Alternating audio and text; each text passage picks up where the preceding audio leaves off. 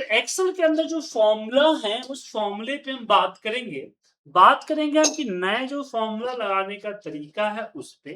फिर हम इस पे बात करेंगे कि क्या डिफरेंस है पहले के फॉर्मूलेज में और अब जो नए तरीके जो फॉर्मूलेज हैं आए हैं उसमें। चलिए इसी चीज पे डिस्कस करते हैं। तो सिंपल सा एक तरीका है, एक एग्जांपल से शुरू करूंगा मैं। आज की जस्ट इंट्रो क्लास होगी फॉर्मूला की, फिर फॉर्मूला हम कल से शुरू करेंगे। तो ये रहा फ्लाइट क्लासेस। अब यहाँ हमने कुछ करेक्टर डाले हुए हैं कि B comma F. Real time problem आपके साथ डिस्कस कर रहा हूँ। तो मैं एक ट्रेवल कंपनी में था, मतलब कि जो टिकटिंग वगैरह करती थी। तो उनके यहाँ जो बुकिंग होती थी तो इस तरह से डेटा आता था। अब कितने बिजनेस क्लास में, कितने इकोनॉमी क्लास के और कितने फर्स्ट क्लास के टिकट बुक हुए हैं, उसी रेशियो से एजेंट का कैलकुलेट होता था कमीशन। तो मुझे यहाँ पे क्या करना है, एक सेल के अंदर बी कितना बार रिपीट है, एफ कितना बार रिपीट है, ई कितना बार रिपीट है, वो कैलकुलेट करना। अब एक्सेल में इस काम को करने के लिए कोई भी डिफाइंड फॉर्मूला नहीं है। एक्सेल के अंदर में इस काम को करने के लिए कोई डिफाइंड फॉर्मूला नहीं है। तो कैसे करें? तो इसके लिए हम एक तकनीक अपनाते हैं कि पहले हम लेन लेते हैं। और लेन फॉर्मूला क्या करता है, किसी भी सेल वैल्यू के अंदर कितना कितने कोई कैरेक्टर कितना टोटल कैरेक्टर कितना है, टोटल नंबर ऑफ कैरेक्टर कितना है वो बताता है। तो 13 कैरेक्टर है। एक फॉर्मूला होता है सब्स्टिट्यूट। सब्स्टिट्यूट फॉर्मूला क्या करता है, किसी भी सेल वैल्यू में किसी भी करेक्टर या वर्ड को, ऊपर करेक्टर है हमारा, करेक्टर या वर्ड को किसी अनोदर करेक्टर से रिप्लेस कर, क्या करता है, किसी अनोदर करेक्टर से रिप्लेस कर। देखिए हमने ब्लैंक से रिप्लेस करा दिया। किससे रिप्लेस करा दिया? ब्लैंक से। ठीक है। सो यहां हम क्या करेंगे, वापस लेन फॉर्मूला लेंगे और लेंथ निकालेंगे। तो सिंपल सा फंडा है कि जब लेंथ था मेरा, जब लेंथ था तब जो है क्या फीस, क्या ये थी, क्या बोलते हैं, टोटल नंबर ऑफ कैरेक्टर कितना था। और जब हट गया वो पर बी तो कितना था, बी कितना हुआ, तो 13 माइनस 100। एक तरीका है हुआ। अब हमने क्या किया, इनको आपस में मर्ज किया। हमने लेन उठाया और यहाँ B3 के जगह पे B3 का फॉर्मूला पेश कर दिया। फिर यहां से इसको उठाया, कॉपी किया और इसके अंदर जहां C3 है C3 के जगह पे पेश कर दिया। देन इसको कॉपी किया और जहां पे हमारा D3 है उसके जगह पे पेश कर दिया। तो और इसको कट करके यहाँ पे डाल। ये थी ट्रेडिशनल फॉर्मूला जो पहले हम लगाते थे। अब जो है, अब इसको ड्रैग, ऐसे प्रॉब्लम क्या है, मुझे ड्रैग करना है तो मुझे इसको फ्रीज करना होगा ताकि ए बी बन जाएगा। फिर इसको भी मुझे फ्रीज करना होगा, फिर इसको भी फ्रीज करना पड़ेगा। सबको फ्रीज वगैरह करके चेक करके फिर मैनुअली हम क्या करते थे, ड्रैग। तो अभी तक जो लगाने वाला ट्रेडिशनल फॉर्मूला ये है।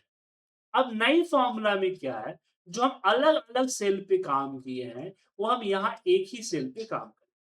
कैसे? लेन फॉर्मूला, लेट फॉर्मूला से, लेट फॉर्मूला में हमने यहाँ पे बोला कि टोटल लेंथ कितना है। तो टोटल लेंथ, तो टीएल करता हूँ कि टीएल टोटल लेंथ कितना है, टोटल लेंथ कॉमा और यहाँ पे लेंथ। मतलब जो हमने बाहर सेल्फ फॉर्मूला लगाया था वो हमने फॉर्मूले के अंदर ही लगा दिया, देन कॉमा एंटर मार। अब यहाँ पे मैंने बोला डिलीट सब्स्टिट्यूट एसबी कर देता हूँ। एसबी सब्स्टिट्यूट का रिजल्ट क्या है, तो सब्स्टिट्यूट फॉर्मूला यहाँ अब सब्स्टिट्यूट फॉर्मूला जो नॉर्मल लगाया था उस पे हमने सिर्फ बी को सिलेक्ट, बट यहां हमने पूरा बी से लेके एफ को select and comma blank, then comma यहां पे हमने बोला कि TL minus len of SP और एंटर प्रेस किया। तो देखिए, तो हमें अब ड्रैग करने की भी जरूरत नहीं है, अलग अलग सेल में लगाने की भी जरूरत नहीं है, हम एक ही सेल पे आप देख सकते हैं फॉर्मूला लगाया और बाकी सारे चीजों में हो गया। ये जो तरीका है नया एक्सेल फॉर्मूला लगाने का तरीका है, जहां पे हम अलग अलग सेल पे फॉर्मूले के साथ डील नहीं करते हैं, हम एंटायर टेबल का फॉर्मूला एक ही सीट पे एक ही सेल पे लगाते हैं। समझे? कंसेप्ट समझ में आया आपको लक्ष्मी जी, रवि जैन जी, युवराज जी?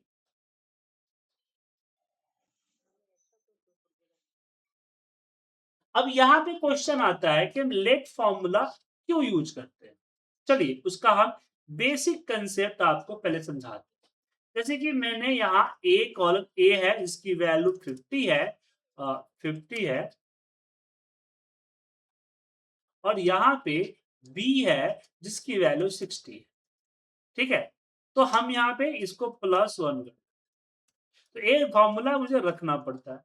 लेट फॉर्मूला में मैंने बोला कि लेट ए जो है 50 है, बी जो है 60, और फिर हमने सी को क्या कर दिया, ए प्लस बी, और बोला सी रिजल्ट आ जाए, लेन लगा दिया लेट लगने की जगह पे।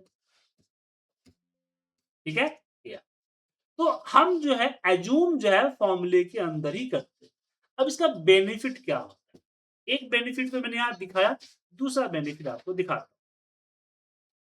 जैसे कि मैं यहां पे डेट डाला, डेट डाल दिया। अब मेरा बॉस बोला कि जो सैटरडे एंड संडे है, जो सैटरडे और संडे है, उसके आगे मुझे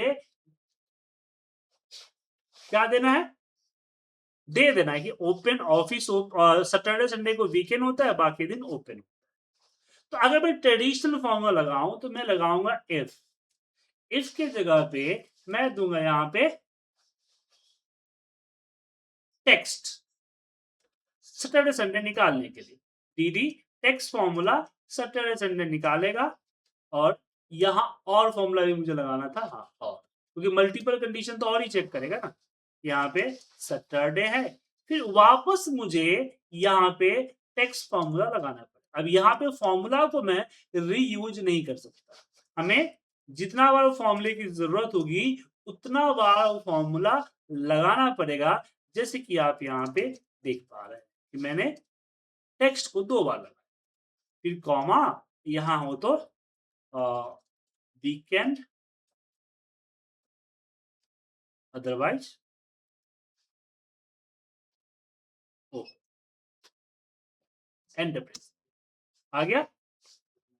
अब इसी चीज को अगर मैं लेट फॉर्मूले के साथ लगाऊं जो कि नया कंसेप्ट है, तो यहां लिखूंगा late, late formula,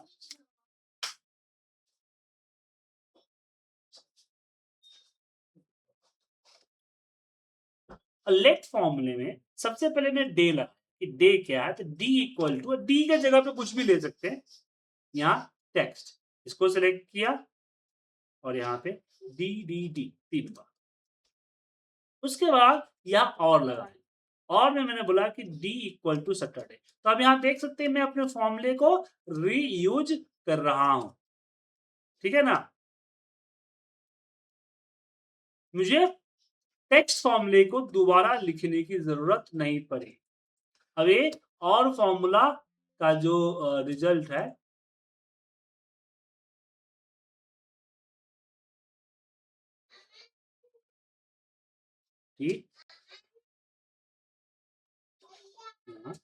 if T अगर ट्रू है तो वीकेंड, वीकेंड अदरवाइज ओके।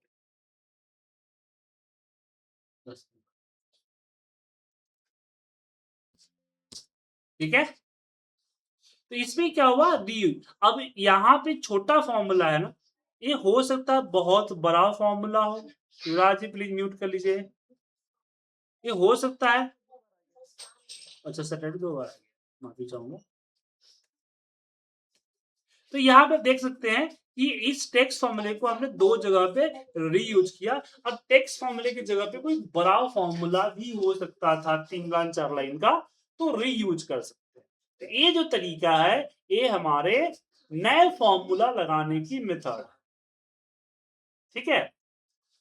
नया फॉर्मूला हम बड़ी आसानी से यहां लगा सकते हैं। अब यहाँ पे एक चीज और आती है कि सिर्फ फॉर्मूला लगाना नहीं होता है, फॉर्मूले को समझाना भी होता है। आगे चल के अगर कोई आपके फॉर्मूले को देख रहा है, समझ रहा है, तो उसको पता होना चाहिए कि उसको बाद में एडिट करने की पॉसिबिलिटी हो। तो एक और एग्जांपल आपको देना चाहूंगा। जैसे कि एक प्रोडक्ट का कॉस्ट जो है 50 रुपीज है और मुझे इस पे MRP निकालनी है। क्या निकालनी है? MRP। अब मुझे MRP निकालने के लिए ट्रेडिशनल रूप से क्या करना पड़ेगा कि भाई 5% जो है मैन्युफैक्चरर अपना कमीशन रखता है, 10% जो है रिटेलर, डिस्ट्रीब्यूटर, 15% होलसेलर और 20%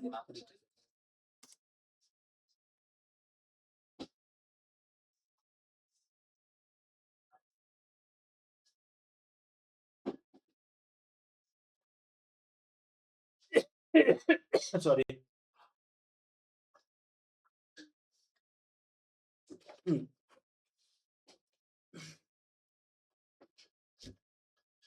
अब यहां पे क्या होगा, देखिए इक्वल 50% मल्टीप्लाई बाई 5% या 105% या 1029.5 भी करेंगे तो 105% हो जाए। ठीक है, तो 52 रुपए 50 पैसे। अब इसका 10% 110% या 101.10 कर दिया आगे। फिर मैन्युफैक्चरर का आता है जो जो होलसेल रिटेलर जो डिस्ट्रीब्यूटर मुझे देगा उसका 115%। एंड फिर एक आता है कि रिटेलर कि मुझे जो होलसेलर देगा उसका 120%, मतलब 20% ज्यादा तो 120% होगा ना। 13। अब ये अलग अलग सेल में लिखा, तो हमने क्या किया, इसको कॉपी किए, यहां जहां C4 था उसके ब्रैकेट में इसको पेस्ट कर। ठीक है, वापस हमने इसको कॉपी किया, फिर इसके अंदर जहां D4 था उसके ब्रैकेट में इसको पेस्ट कर दिया, फिर वापस हमने इसको कॉपी किया और यहाँ पे E4 के ब्रैकेट में यहाँ पेस्ट कर, मतलब इसको डिलीट कर सकते हैं। अब जो है इसको कट करके पेस्ट कर। अब यहाँ पे एक छोटा सा प्रॉब्लम आता है कि कल के डेट में मुझे कुछ चेंज करना हो, क्या लग रहा है लक्की जी, समझ में कुछ आ रहा है?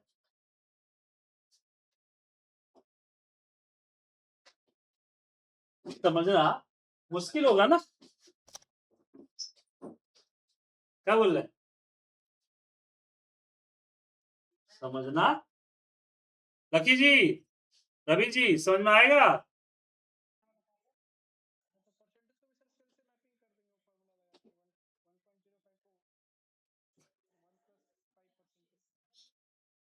अब देखिए इसी चीज को मैं कैसे लगाऊंगा, लेट लेट फॉर्मूला। तो छोटा है, मान लीजिए बड़ी कैलकुलेशन हो तो अभी क्या है आपका डे 1 है तो छोटे छोटे दूंगा ना, बड़ा लिखूंगा तो फिर कंफ्यूज हो जाएगा, डर जाइएगा कि इतना लंबा फॉर्मूला कैसे लिखेंगे, इसलिए पहले छोटे छोटे एग्जाम्पल दे रहा हूं। तो मैंने यहाँ पे लिखाया कॉस्ट, यहाँ पे पूरा नाम भी लिख सकते हैं, कोई दिक्कत नहीं, कॉस्ट जो कि 50 है। अब मैं यहाँ निकालता हूँ मैन्युफैक्चरर कॉस्ट, MC क्या है, तो मैन्युफैक्चरर कॉस्ट है कॉस्ट का मल्टीप्लाई बाय मैन्युफैक्चरर कॉस्ट में पूरा लिख सकते हैं M कॉस्ट, इस तरह से पूरा भी लिख सकते हैं, थोड़ा फॉर्मूला टाइप ज्यादा करना पड़ेगा लेकिन बाद में समझ में आएगा। तो मैन्युफैक्चरिंग कॉस्ट जो है वो क्या होगी, तो वो होगी कॉस्ट का 1.05%। ठीक है, अब यहां पे आता है डिस्ट्रीब्यूटर कॉस्ट। तो D underscore cost, distributor cost क्या है, वो है हमारा कि जो मैन्युफैक्चरिंग का कॉस्ट है M cost multiply bye 110%।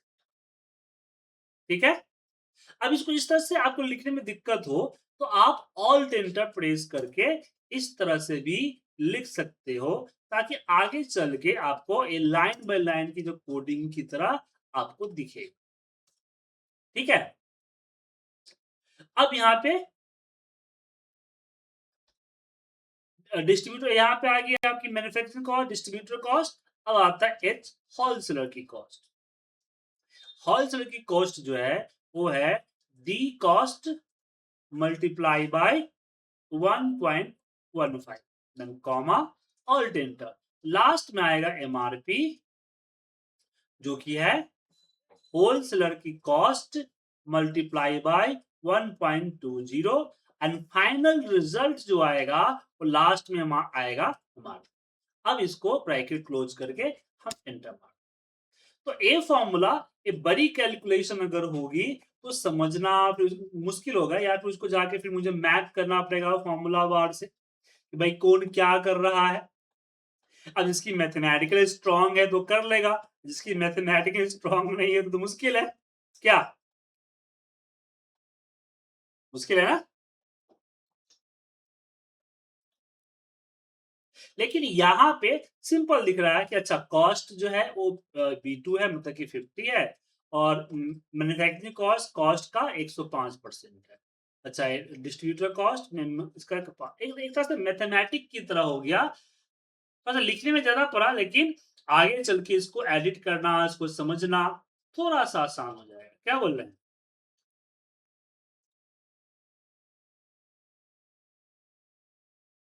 Hello,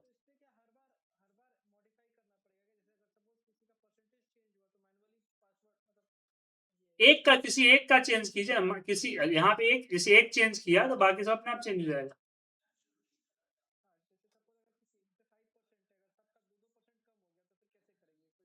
तो सबका 2-2% यहाँ से एक एक कम करना पड़ेगा ना आपको सर। जी जी बिल्कुल। ठीक है, अब जो है ये हमने आपको बताया फॉर्मूला लगाने का तरीका। अब बारी आती है कि आगे की फॉर्मूला सीखने। अब मुझे नहीं पता कि आपको पहले से कितना फॉर्मूला किस लेवल का आता है, लेकिन मैंने आपको एक्सप्लेन किया कि जो पहले के तरीके थे वो क्या थे, अब नए तरीके क्या है। राइट, एक और सबसे पॉपुलर फॉर्मूला है वो है वी लुकअप। चलिए उसकी भी एक एग्जांपल दे देता हूं, जैसे कि आईडी, नेम, सिटी और अमाउंट। तो आईडी 1 2 3 4 5, यहाँ पे नारी दे दिया पूजा सिंह। ठीक है, और इसको नीचे की तरफ हमने ड्रैग कर दिया और सिटी पुणे, एक छोटा सा डेटा बना लिया अपने से। जो वी लुकअप आप लोग लगाते हैं ना वो, तो अब क्या होता है, पहले क्या करते थे हम लोग, पहले करते थे यहाँ पे कि वी, यहाँ पे मान लीजिए कि मुझे किसी और सीट पे, लेकिन मैं सेम सीट रख रहा हूँ, मुझे आईडी नंबर 5 का डेटा चाहिए। तो यहाँ पे वी लुकअप लगाते थे, इसको सिलेक्ट करते थे, यहाँ पे कर्सर देते थे, कॉमा करते थे, दूसरा नंबर कॉमा 0, फिर यहाँ फिर अगेन वी लुकअप लगाते थे ना। लेकिन अगर मैं वी लुकअप लगाते समय यही जो कॉलम का नंबर है, जो कॉलम नंबर दिख रहा है, इसी को अगर हम कर्ली ब्रैकेट, इसको हम डायनेमिक एरे कहते हैं कि 2, 3, 4, यहाँ पे हम मैच भी लगा के इसको ऑटोमेट कर सकते हैं। अब एंटर मारिए, देखिए पूरा रिकॉर्ड एक ही बार। ठीक है, तो ये होता है हमारा डायनेमिक एरे फॉर्मूला, जो कि लेटेस्ट फॉर्मूला है।